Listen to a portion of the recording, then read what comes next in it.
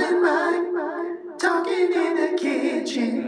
And so now, does that camera get both of us right now? Yeah, and the guys just stopped with the leaf blower, so this is perfect. This is meant to be. Thanks for coming over. Thanks for having me, man. Yeah, I appreciate it. Star of stage and screen. Stage and screen, my brother. TV screens, film screens, nowadays computer screens, depending I was on... going to say, what makes you want to take a step back and go onto people's YouTube channel?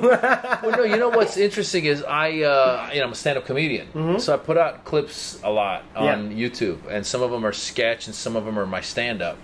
And it's just about people knowing you more and more, because it's such a... It used to be... I was just having this conversation with somebody yesterday. It used to be there was 3 networks. Yeah. So if you did one of the shows, then the whole country would see you. Yeah, you're set instantly. And you're set. But now it's like there's so many different niche groups, and you don't know how people are going to find you. And the younger people don't even have TV anymore. They don't have TV anymore. A lot of people wouldn't be able to tell you what the 3 networks were. Absolutely. Like even me, NBC, ABC, VH1. There you go. Imagine. Yeah, Those exactly. You skip CBS for old people. I mean, yeah. What have they done? This is how random it is. I had these 2 girls come to one of my shows with their boyfriends. They didn't fit what I would consider my demographic. Like, I do material about my kids. Yeah. I do material about the Middle East. I do material that's political. These were like 2 all-American girls with their boyfriends. And they came up after the show. They go, "We found you on YouTube." And I go, "What do you mean?" They go, "We went and saw a comedy show, and we had such a great time that we started just Googling, YouTubing comedy. And yours showed up, and we watched it, and we liked it, and here we are." Nice. So I was like, hey, this is beautiful. Isn't that the best? Yeah. And you never know who's going to find you where. You have to tell me if people are like, "We saw you on in Mike Falzone's kitchen once." Dude, I try to find, I try to guess how people know me. So I've got, so I was in the movie Friday After Next, which is Ice Cube, and that movie seemed to do very well in, the black community, Latino community. Then I do an NPR show called Wait, Wait, Don't Tell Me, which is a fake quiz show on NPR. So sometimes, depending on who's approaching me, if it's a young Latino kid or a young black kid, I'm like, oh, it's going to be Friday. You're a Friday person. Or if it's an old white person, I'm like, oh, that's NPR. Yeah. But sometimes they'll shock you. The old white person will be like, I saw you Friday After Night. I'm like, really? You get high? Opening night? Yeah, man. Yeah. We talked before, and I figured, since I got you in my apartment, man, you could help me with my stand-up journey a little bit. Yes, yeah. I'm always weird about, I don't like asking seasoned comics about comic advice, because I figure by the time you're as established as someone like yourself, you're kind of done with the come up. I love, I can get into talking stand-up all day with anybody at any level. As a matter of fact, I just started, trying to blog. There's a site called Seymour, S-I-M-O-R, Seymour.org, and I just started putting stand-up comedy blogs once a week on there. Nice. Just to kind of encourage people. The basics, I'm sure you know already. How long have you been doing it? I've been doing it on and off for about 7 years now, and then I moved out here probably 4.5 years ago, and ever since then it's been, hardcore. So where were you before? Where did you start? Connecticut. Connecticut, okay. Yeah, not really a booming scene. Yeah, so that's one of the main things is you need to, I think, get up 5 to 10 times a week and write as much as you can. And I heard somebody ask Chris Rock, what's your advice? And he said, move to LA or New York, because you can get up that many times. Right, especially even in New York. I mean, here it kind of depends on where you live, because everything's spread out. Yeah. But in New York, you move down to the Lower East Side or something, and walking, you could hit 10 places in a night. It's crazy. New York comics, you see it. They're constantly working, constantly writing, constantly getting up.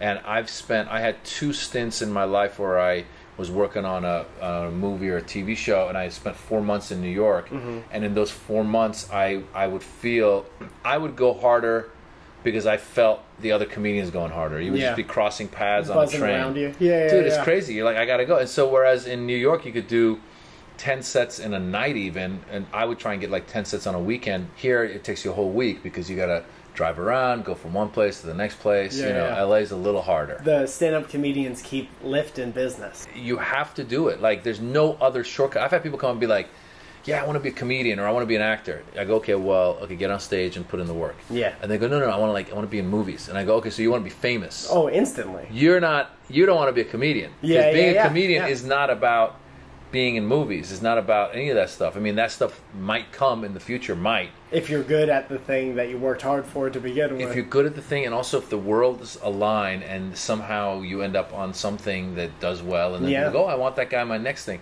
But really, and you've probably already experienced this, it's you really got to love it. And so you're going to end up doing shows. I remember early on I would do shows where it was you know, some guy be like, look, I'm gonna give you $20. You're gonna host the show in Thousand Oaks. You get a drink, and you get some food. It was like, oh, great. So you'd end up at a bar somewhere. Nobody knew who you were. No one gives a shit. Nobody even knows their show. Yeah, they don't know there's a show going on. Right, yeah. Dude, so many times I've been on stage yelling at people, going like, hey, I'm up here, paying attention. And they're like, whatever, dude. It. I did a bar recently, and it was a Monday night, and the Rams were on and like doing okay in the background, and like there was no way. I was like, I hope one of my jokes lands in a commercial. Well, you know what it is first of all, sometimes that's the best situation, because then you drop your stand-up, you drop your act, and you start talking to the audience about that moment. That's one of the things I wanted to talk to you about. Yeah. It's what do you do when like it's not going that well up there? You gotta drop it. That's the beauty of like I just made my first movie where I co-wrote the film. I starred in it. I co-produced it. Which one was that? Just Jimmy Vestvood. Jimmy Vestvood, American Hero. I've seen the shorts on your YouTube. Yeah. People should check it out. I describe it as like the Persian Pink Panther meets Borat. It's a silly comedy. They can get it on iTunes, Google Play, all that stuff. It's called Jimmy Vestvood. But here's the difference: was in doing a movie and then going to all the screenings, I realized as a comedian, that movie is locked. I can't change it. But as a stand-up, your act is not locked. Your act is live. You can change it as you go. Right. And there's been nights where I've been doing everything I feel is right, and it hasn't been going right. So I will try to leave my set and start talking to people. Now the problem becomes when you talk to people and you have some good one-liners and they're still not laughing, then you're like, you know what, it's not me, it's them. Yeah. I try to never blame them, and a lot of my friends get on me because there are the people who do it too much. Like there are the people who turn on the audience immediately, and I'm like, whoa, give them a chance to fucking get on your side. But I'm the other way. I'm like, it's me. I'm not funny. Absolutely.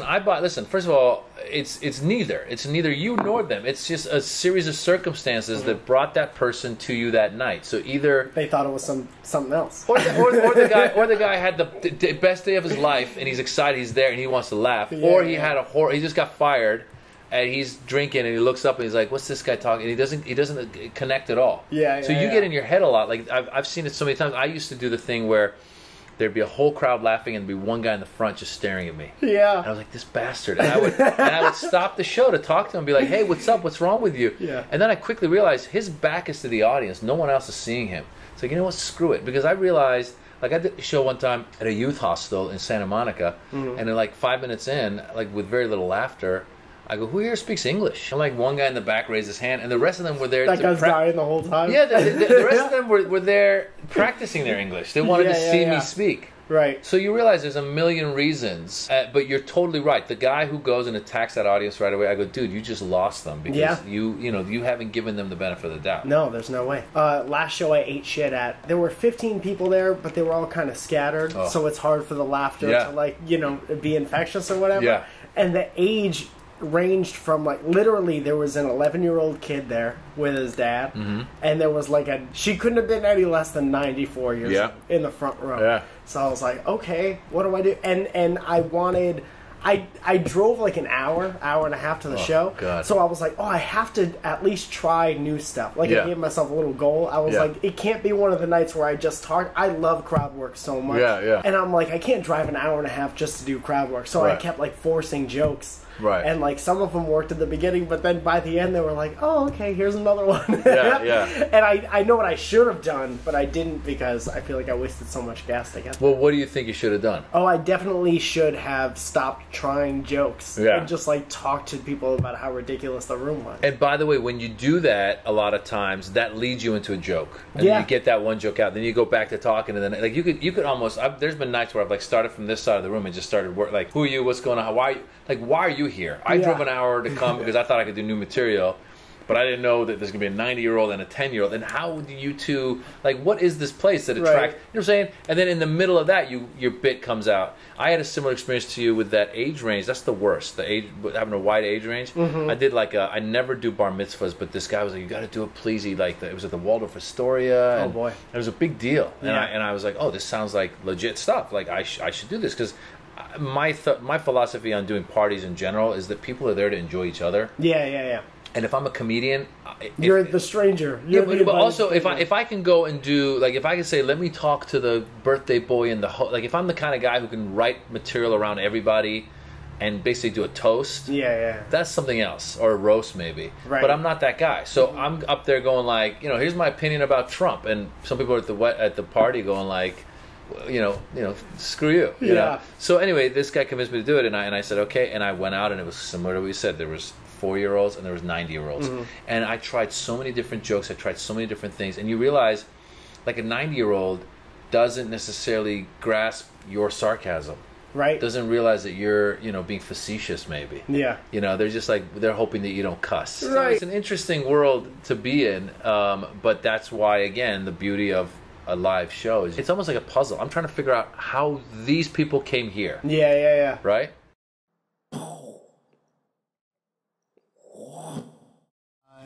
People come up here asking us all the time, like, how many years y'all been in business? And I said, to open a cider mill, first of all, you have to be at least 150 years old. So my grandpappy came out here and he died right where I'm standing. We buried him underneath this sacred ground, and we went ahead and we put a couple Johnny Apple seeds in his place. We didn't have much money.